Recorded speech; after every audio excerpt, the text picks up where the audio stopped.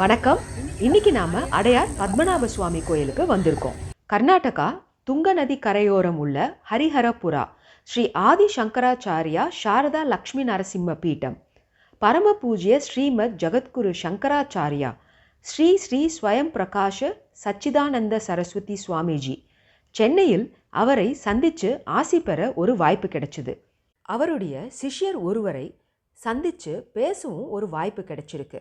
அவர்கிட்ட நிறைய விஷயங்கள் கேட்டு தெரிஞ்சுப்போம். ஸ்ரீ குருப்யோ நமः.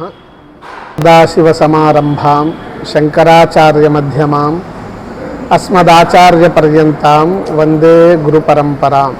குருர் பிரம்மா குருர் விஷ்ணு குருர் தேவோ மகேஸ்வரः குரு சாட்சாத் பரபிரம்ம தஸ்மை ஸ்ரீ குரவே நமः.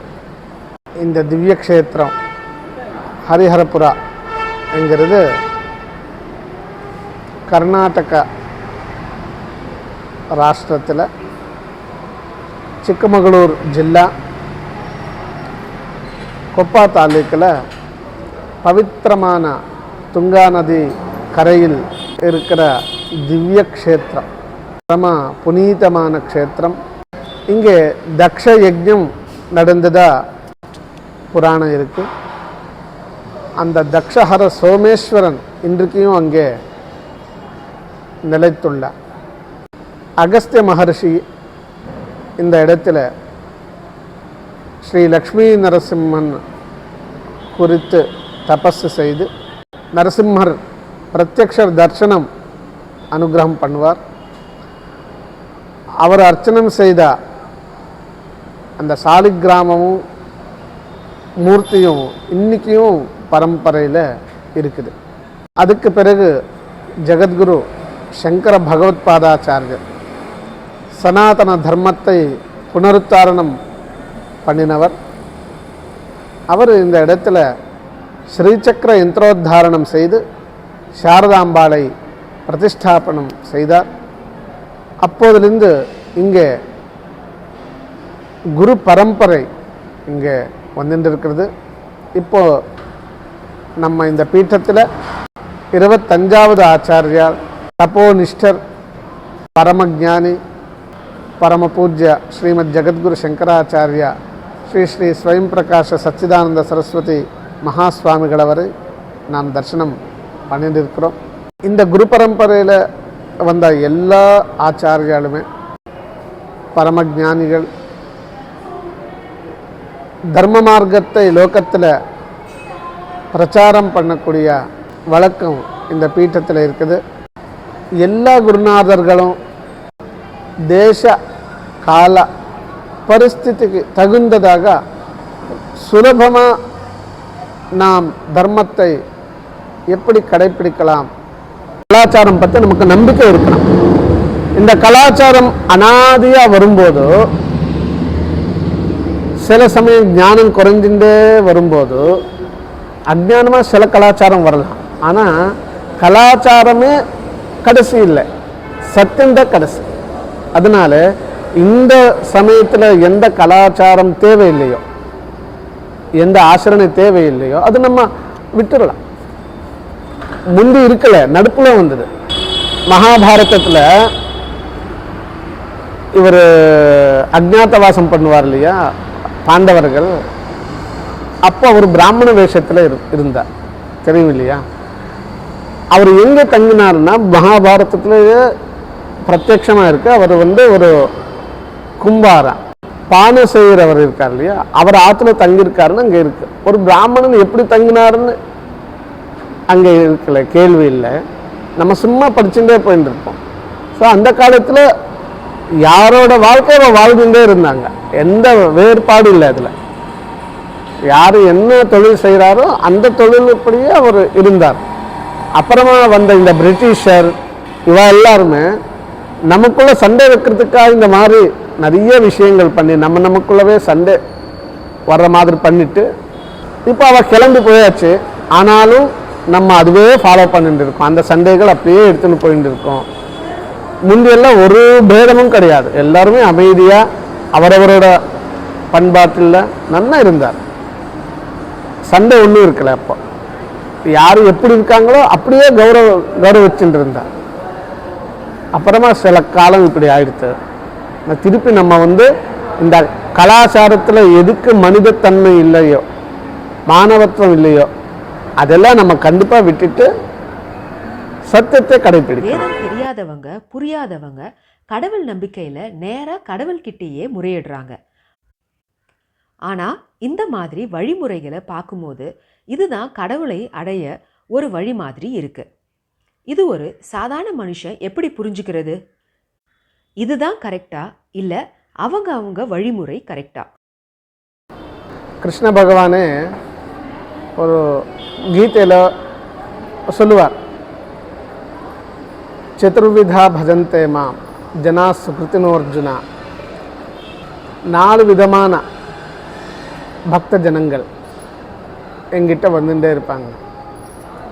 யாருன்னா ஆர்த்தோ ஜிக்ஞாசுர் அர்த்தார்த்தி ஞானீச்ச பரதர்ஷபா.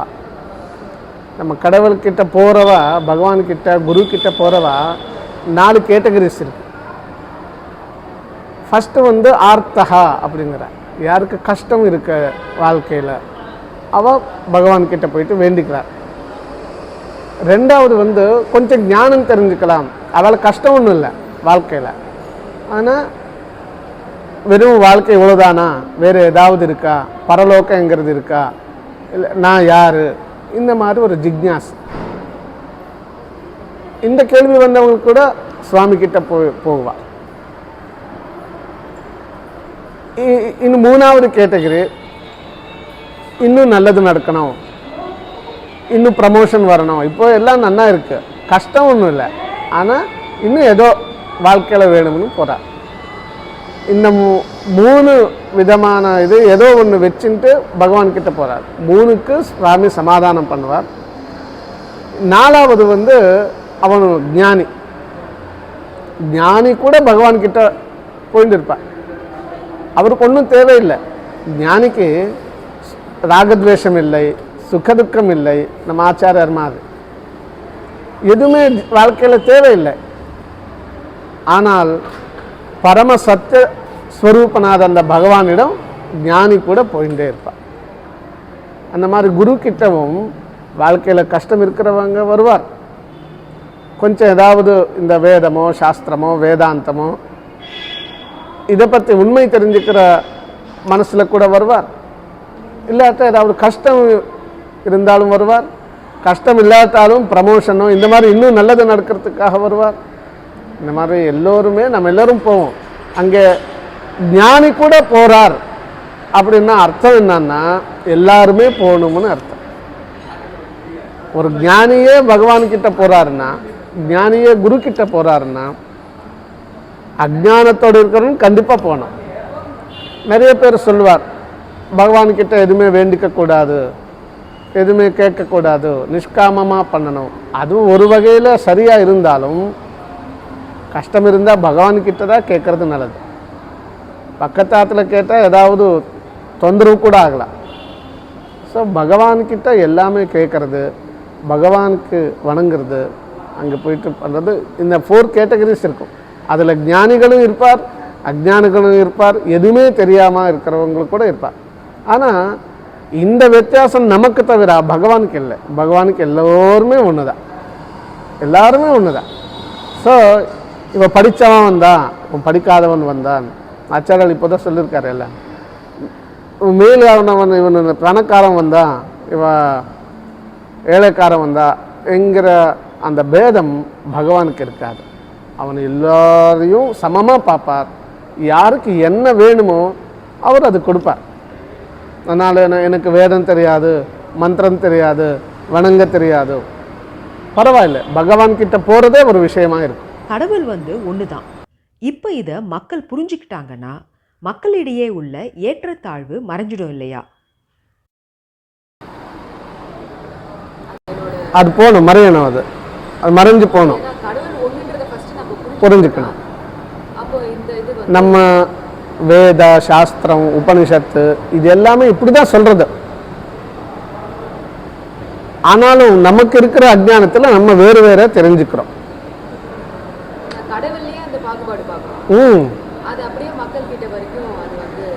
வருது. வருது வருது. ஏன்னா பகவானுக்கு நிறைய வழிகள் இருக்கு, பகவான் வழிபடுறதுக்கு நிறைய மார்க்கங்கள் இருக்கு. எல்லாருக்கும் நான் போற மார்க்கம் சரியா இருக்குன்னு ஒரு அபிமானம் மனசுல இருக்கும். இப்போ ஒரு இன்ஜினியரிங் படிக்கிறவன் இன்ஜினியரிங் தான் நல்லதுன்னு படிப்பான், இல்லாட்டா அவனுக்கு அதுல ஈடுபாடு வராது. இன்ஜினியரிங் படிக்கிறவனுக்கு மெடிக்கல் தான் நல்லது அப்படின்னு சொல்லி இன்ஜினியரிங் படிக்க முடியாது. அவனுக்கு இன்ஜினியரிங் தான் நல்லதுன்னு சொல்லி இன்ஜினியரிங் படிச்சுட்டு இருப்பான். மெடிக்கல் படிக்கிறவன் இன்ஜினியரிங் விட மெடிக்கல் நல்லதுன்னு படிச்சுட்டு இருப்பான். ஆனால் எல்லாருக்கும் ஒரே உத்தேசம், ஞானம். அந்த ஞானம் அடையணும். ஞானம் ஒன்று தான் இருக்கு, கடைசியில் அங்கே தான் போயிட்டு சேருவோம்.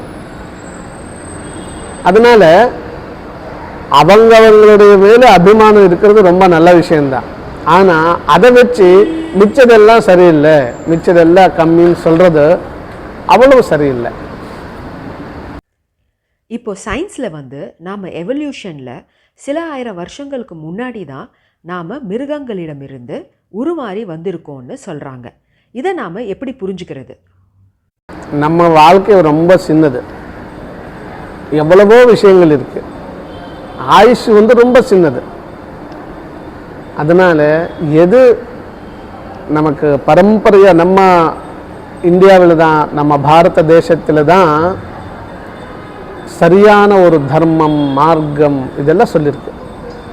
ஒரு காலப்பிரமாணம் பார்த்தாலும் ஏன்ஷியன்ட் ஸ்கிரிப்டர்ஸ் எதுன்னு இந்தியாவில் தான் சொல்கிறேன்.